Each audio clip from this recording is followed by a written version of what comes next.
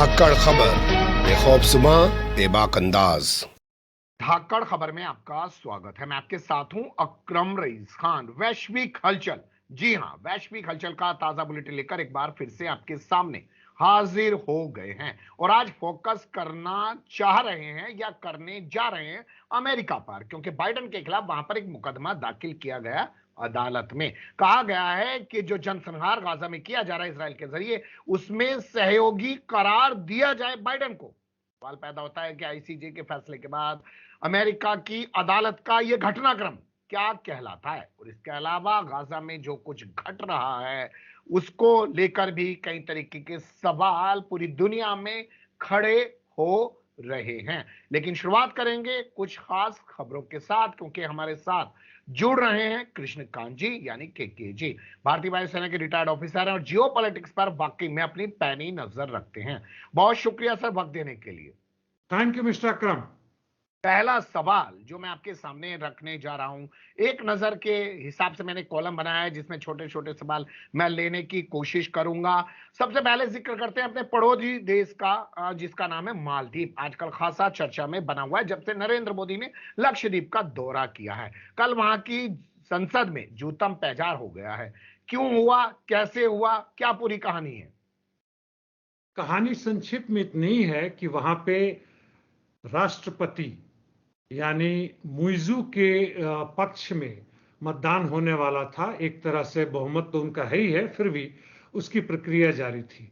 लेकिन विपक्ष के कुछ नेता जो कहते हैं कि आपका स्टैंड एंटी इंडिया है और वैसे लोगों को आप मंत्रिमंडल में ले रहे हैं जिसके कारण भारत के साथ और संबंध खराब हो रहा है, और बातचीत इस हद तक बढ़ गई कि उनमें मारपीट हुआ और वीडियो भी बन गया और पूरे विश्व भर में वायरल हो गया।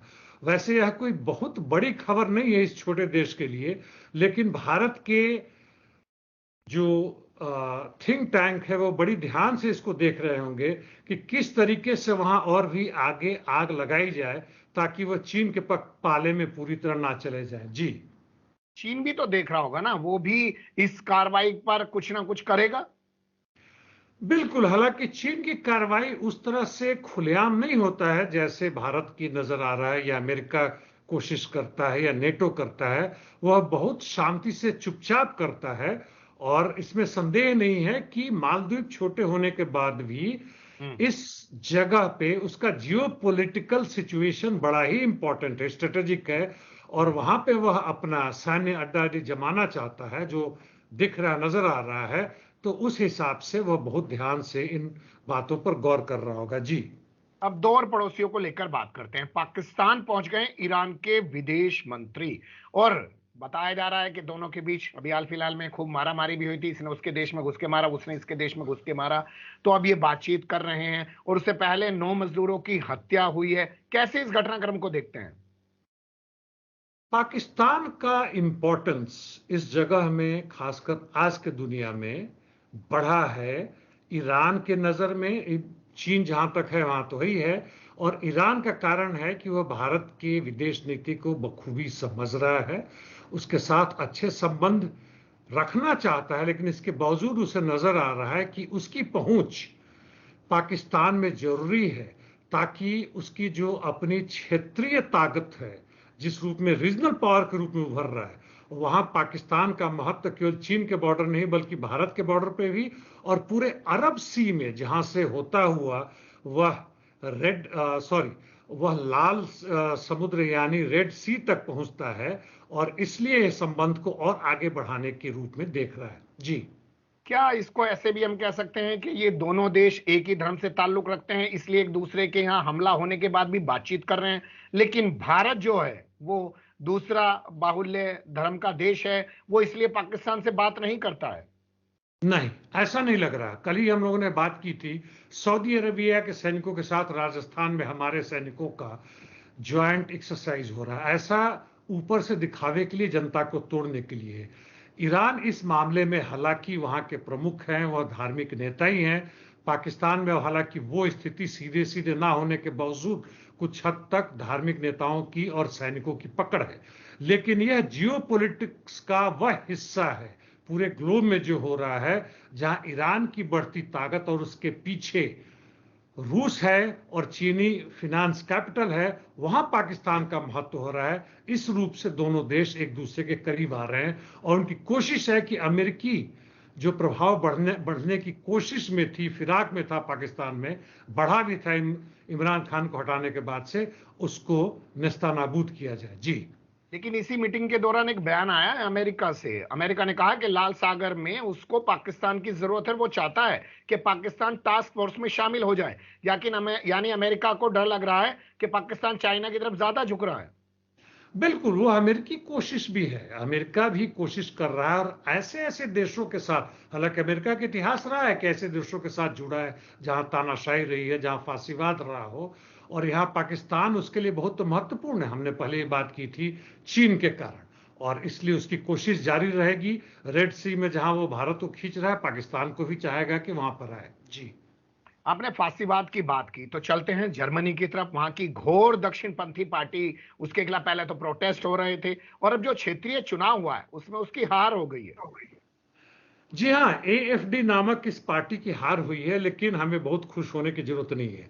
बड़ा ही मार्जिनल लीड से उसकी हार हुई है, यानी वो अभी भी बढ़ रहा है। हालांकि लाखों लाख जनता उसके खिलाफ सड़कों पे आ गए थे, लेकिन हमें याद रहना होगा कि जब तक उसके आधार को, यानी पूंजीवाद को ध्वस्त ना किया जाएगा, खासकर जर्मनी में जहां के शुल्फ और वहां की जो रूलिंग पार्टी है वह न्यू नाजीज को पूरी बढ़ावा दे रहे हैं, चाहे यूक्रेन हो या दूसरे दूसरे देशों में जाकर नेटो के साथ अपनी एक्सरसाइज करने की कोशिश कर रहे हैं, और पूरी की तरह अमेरिका के गिरफ्त में आ चुके हैं। फिर भी इस हार को हम एक पॉजिटिव डायरेक्शन में देखते हैं। जी, पुतिन से संबंध रखने पर हंगरी को क्यों निशाना बना रहा है यूक्रेन? पूरा यूक्रेनियन वॉर जो है केवल अमेरिका ही पर नहीं था। हालांकि कल या परसों बाइडेन रो रहे थे कि उन्होंने करीब करीब $200 बिलियन दिए हैं और यूरोपियन यूनियन और नेटो ने केवल $20 बिलियन दिए हैं, और उसके बदले में उनको फायदा क्या हो रहा है, यानी वो एक व्यापारी की हैसियत से सोच रहे हैं। और जो भी वहां यूरोपियन यूनियन या नेटो से मिल रहा है उसमें बहुत बड़ा रोड़ा ये पैदा कर रहे हैं हंगरी और उसके प्रधानमंत्री। छोटे मोटे रूप में स्लोवाकिया भी आ चुका है, सर्बिया तो था ही था, और यह इनकी पूरी कोशिश है नेटो के सदस्य होने के बावजूद भी कि वह अब यूरोपियन यूनियन का जो फंड है, क्योंकि आखिर वहां की जनता दे रही है, और वो कहते हैं कि हम इस जनता के पैसे को हम वहां लड़ाई के लिए हम क्यों दे दे, बर्बादी के लिए क्यों दे दे, उससे हमारी जनता को तो फायदा नहीं हो रहा है। और दूसरे यह भी देख लें कि किसानों का जो आंदोलन पूरे यूरोप में, खासकर जर्मनी, फ्रांस और पोलैंड तक में भी जो भयानक रूप से चल रहा है, ये लोग उससे मुक्त है, और उनकी पूरी कोशिश होगी कि नेटो के हिस्सा होने के बावजूद भी वह यूरोपियन यूनियन और नेटो को उस चाल को ना आगे बढ़ने दे, ताकि पूरी की पूरी तरह से, हालांकि यह भी देख रहे हैं कि जितना भी ये कोशिश लगा लें ये हार ही रहे हैं, यूक्रेन में जीत नहीं रहे हैं। जी, ठीक है, अब अगली खबर की तरफ चलते हैं जो आ रही है अमेरिका से, और बात करते हैं बाइडेन बाबा की। बाइडेन बाबा के खिलाफ मुकदमा दर्ज कर दिया गया और मांग की गई है कि उनको जनसंहार का सहयोगी घोषित किया जाए। जी हाँ, यह बड़ा ही इंटरेस्टिंग है। कैलिफोर्निया में एक लॉ सूट आया है उनके अगेंस्ट में, और जिन्होंने लॉ सूट डाला है उन्होंने यह भी कहा है साफ साफ कि अब कब तक इंतजार करेंगे, कितने और फिलिस्तीनियों के मारे जाने के इंतजार करेंगे, कितनी और बर्बादी अब चाहते हैं गाजा स्ट्रिप में, और उसके बाद आप युद्ध रोकेंगे, वहां अस्त्र शस्त्र भेजना बंद करेंगे। हालांकि अमेरिका ने तथाकथित रूप से कम कर दिया है, जो भी कारण रहा हो, और हो सकता है कैलिफोर्निया का, हालांकि इसकी संभावना कम है, फिर भी हो सकता है कि वह कुछ न कुछ वर्डिक्ट दे, और उस वर्डिक्ट का क्या असर होगा वह भी देखने वाली बात होगी। आईसीजी की तरह खारिज ना हो जाए, या यूएस के सुप्रीम कोर्ट ने जो वर्डिक्ट दिया था दूसरे अपने राज्यों को कि बाड़े को बंद करे, हटाए वहां से, तो उसका कोई असर नहीं पड़ा। हो सकता है यह भी उसी तरह टाटा फिश हो जाए। हाँ, हालांकि जनमत पे इसका बहुत जबरदस्त असर पड़ेगा यदि ऐसा वर्डिक्ट आता है बाइडेन के खिलाफ, जिनकी पॉपुलैरिटी रेटिंग ऑलरेडी 35% से कम है। जी हाँ, यानी बाइडेन के मत्थे हार चिपकनी ही चिपकनी है और ट्रंप को बेकार में जीत मिल जानी है, और ट्रंप की वापसी जो है इस पूरे इलाके के लिए बल्कि पूरी दुनिया के लिए एक खतरनाक चीज साबित हो सकती है। बात करते हैं अमेरिका से जुड़ी हुई दूसरी खबरों की। जॉर्डन में जो सीरिया का बॉर्डर है वहां पर अमेरिकी सैन्य ठिकानों पर हमला किया गया, 3 फौजी मारे गए, कई फौजी घायल हो गए हैं। जी हाँ, यह एक बहुत बड़ा जबरदस्त धमाका है। मैं इसे देख रहा था। सीधे की सीधे बाइडेन ने कहा कि ये जो घटना घटी है, जिसने भी मारा है, हम उसको छोड़ेंगे नहीं, हम बहुत बड़ी कार्रवाई करेंगे उसके खिलाफ। यह जॉर्डन पे है या सीरिया में? जॉर्डन ने अपने आप में इनकार किया है, लेकिन उसी बॉर्डर पे है। और यह पहला नजारा आ रहा है कि दोनों देश, सीरिया की तरफ से क्या ऑफिशियल वक्तव्य हो तो नहीं मालूम है, लेकिन जॉर्डन इनकार कर रहा है कि हमारा क्षेत्र है, दोनों उसको नकार रहे हैं। हालांकि अभी तक किसने एग्जैक्टली छोड़ा है वो पता नहीं है, लेकिन यह तो साफ है, और पूरी की पूरी वेस्टर्न मीडिया और इजरायली इसको भड़काने के लिए और भी कर रहे हैं कि यह ईरानी समर्थक या ईरानी सपोर्टेड कोई ना कोई रेसिस्टेंस फोर्स का हिस्सा है। और इससे जो हम लोग कह रहे थे कि मिडिल ईस्ट पूरी युद्ध के आग में अब झुकने को तैयार है, अमेरिका उसमें चाहे ना चाहे वह पूरी तरह घसीटाता हुआ उसमें अंदर चला जा रहा है। जी नहीं, ऐसा भी तो हो रहा है ना, क्योंकि खबर इराक से आ रही है कि वहां से अपनी फौजें वापिस हटाने के लिए, अड्डे वापिस हटाने के लिए अमेरिका ने जो बातचीत शुरू कर दी है। तो ऐसा नहीं है कि वो जंग में आ रहा है, वो वहां से भाग भी रहा है। करीब 2-3 साल पहले इराक के पार्लियामेंट ने यह प्रस्ताव किया था कि अमेरिका अपनी पूरी फौज हटा ले। अमेरिका ने उसको ध्यान ही नहीं दिया। अभी कुछ समय पहले भी हमने बात की थी। लेकिन जो परिस्थितियां आ रही है, इससे साफ नजर आ रहा है कि अमेरिका अब इस स्थिति में नहीं है कि इन 1,500 फौजियों की रक्षा कर सके, और उसको मजबूरन वहां से हटाना पड़ रहा है। भले ही वो समझौता के तहत हो, संधि के तहत हो, लेकिन अब उसका वहां रहना मुश्किल हो गया है, क्योंकि रेसिस्टेंस फोर्सेस जो काम कर रही है इराक, सीरिया और अन्य जगहों में, वह काफी ताकतवर होगी। और पहले वाला नहीं है कि वह 303 या राइफल लेकर लड़ रहे हैं, बल्कि उनके पास एडवांस मॉडर्न यूएवीज हैं और मिसाइल्स भी हैं। इसलिए अमेरिका की मजबूरी है, और चुनाव तो है ही है मत्थे पे, इसलिए उनको वापस करना पड़ेगा। जी बिल्कुल, आप सही कह रहे हैं। और अब चलते हैं गाजा से जुड़ी हुई खबरों की तरफ। कनाडा वीजा देने से पहले यह जानना चाहता है, अल जजीरा की रिपोर्ट में कहा गया है ये बात, कि तुम्हारे शरीर पर चोट के कितने निशान हैं। यह तो खुलेआम बदमाशी है और कुछ नहीं है। मैंने शब्द का इस्तेमाल किया था दोगलापन, जिससे हमारे कुछ दर्शक खुश नहीं थे, इसलिए उसको मैं अंग्रेजी में कहूंगा कि यह कनाडा की हिपोक्रेसी है और कुछ नहीं है। चलिए, हेलो। जी जी हाँ, ऐसे ही नहीं, करते रहिए, पढ़ते रहिए। हाँ हाँ, तो मैंने यही कहा कि कनाडा पूरी की पूरी तरह से अमेरिका के गिरफ्त में है, वैसे ही जैसे जर्मनी है।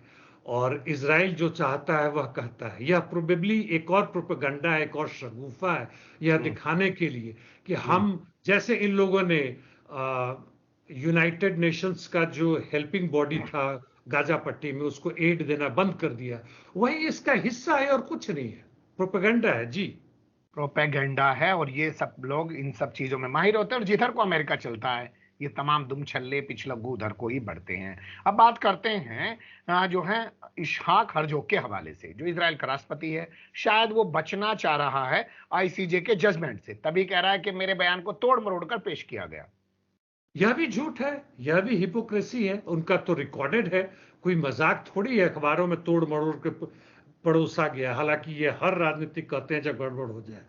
इसमें मैं यह भी बोल दूं कि अब इजराइल कह रहा है कि वो आईसीजे यानी वर्ल्ड कोर्ट में जाएगा ईरान के खिलाफ, और यह कह के कि वह ईरान इजरायलियों का नरसंहार कर रहा है। यह भी देखिए, यह भी प्रोपेगेंडा का जबरदस्त हिस्सा है। और एक और बात वहां से यह है कि जो लेफ्टिस्ट लॉ मेकर अकेले हैं, ओफर कासिफ, अरब मेजॉरिटी के अकेले हैं, उनके बयान पे कि इन लोगों के खिलाफ कार्रवाई होनी चाहिए और उन्हें जेल में डालना चाहिए क्योंकि वो नरसंहार के हिस्सा हैं, उनको इजरायली नेसेट यानी वहां के पार्लियामेंट से बाहर निकालने की बात हो रही है। शायद निकाल भी दें ये लोग। जी बिल्कुल, आप सही कह रहे हैं कि वहां पर ये चीजें भी चल रही हैं। इसके अलावा हम चलते हैं ईरान की तरफ। ईरान के हवाले से खबर है कि उसने 3 नए उपग्रह छोड़ दिए हैं। क्या है पूरी जानकारी सर? ये एक बात सोचने लायक है कि ईरान, नॉर्थ कोरिया और यूएसए, रशिया तो है ही है, ये लोग आए दिन उपग्रह छोड़ते रहते हैं। हमारे यहाँ एक छूटता है तो हम कितना हंगामा मचाते हैं, ऐसा लगता है कि हम सारे के सारे चांद पे ही पहुंच गए या अपर स्पेस पे चले गए। खैर, जहां तक ईरान की बात है, मैं बार बार कहता हूं कि रीजनल पावर के रूप में रिकग्नाइज हो चुका है वर्ल्ड ओवर, और इस उपग्रह को छोड़ने का मतलब है कि सही में उसकी पावर उस हद तक बढ़ गई है जहां वह उपग्रह से भी, सैटेलाइट के मदद से भी वह कम से कम 2 ही काम, यानी वर्ल्ड के ऊपर निगरानी करने का, अमेरिकी शिप्स के ऊपर निगरानी करने काम करे। और साथ साथ यह भी बता दूं कि ईरानियन नेवल फोर्सेस के कमांडर ने कल कहा है कि उनका शिप अब साउथ पोल भी जाएगा। जनरली नॉर्थ पोल ये जाते हैं, साउथ पोल भी जाएगा। यानी उनकी इतनी ताकत हो गई है कि नेवी को इस तरह के बढ़ाएं कि विश्व में कहीं भी उनकी शिप जा सकती है, चाहे वो वॉरशिप हो या सिविल शिप हो। जी, एक टैंकर और पकड़ लिया है और बताया जा रहा है कि अवैध रूप से तस्करी की जा रही थी ऑयल की, ईरान ने पकड़ा है। जानकारी है आपके पास कुछ? हल्का से ही इसके पहले जो पकड़ा था उसके बारे में यह कहना था कि अमेरिका ने उसको पकड़ लिया था, कह के कि यहां से तेल चुरा के जा रहे थे, हमारे सारे बंदी के बावजूद ये जा रहे थे, उसको वापस ले लिया। दूसरा ये आप बता रहे हैं, तो यह तो चल ही रहा है। तो ईरान अपनी तरफ से अपने क्षेत्र में यह साफ दिखा रहा है कि भाई यदि इस क्षेत्र से गुजरोगे तो बिना हमारे इजाजत के नहीं जाओगे, क्योंकि यहां हम भी हैं। जी, अब एक खास खबर है और उस खबर पे आपसे बेहतर कोई बता नहीं पाएगा। बताया गया कि अमेरिकी मीडिया ये कह रहा है कि जो हमले इजराइल करता है हमास पर, फिलिस्तीन पर, उसमें बहुत सारे बम फटते ही नहीं हैं। तो ऐसे 750 पाउंड के जो बम हैं, उन बमों को खोलकर उनका बारूद निकाल के हथियार बनाया हमास ने और 7 अक्टूबर के हमलों में इस्तेमाल किया। क्या ऐसा होता है? चूंकि ये इंटेलिजेंस का है, केवल अमेरिका ही नहीं, बाकी इंटेलिजेंस और इजराइल के इंटेलिजेंस ने कहा है, इसे प्रोपेगेंडा तो नहीं लगता है। हालांकि बहुत मुश्किल है कि अनएक्सप्लोडेड बॉम्ब को, खासकर 750 पाउंड के बॉम्ब को, और उसको डिफ्यूज करना, डीमाइन करना, जो भी है, और उसमें से बारूद निकाल के इस्तेमाल करना। तो हमास का इंजीनियरिंग विंग काफी ही एडवांस हो गया है। हाँ, मानता हूं कि इसकी मदद की होगी जो ईरानी फोर्सेस है, और टेक्नोलॉजी रशिया से भी आ रहा है, लेकिन यह बहुत ही प्रशंसनीय और बहुत ही एडवांस काम है। साधारण काम नहीं, इसमें बहुत बड़ा खतरा हो सकता था। जिस तरह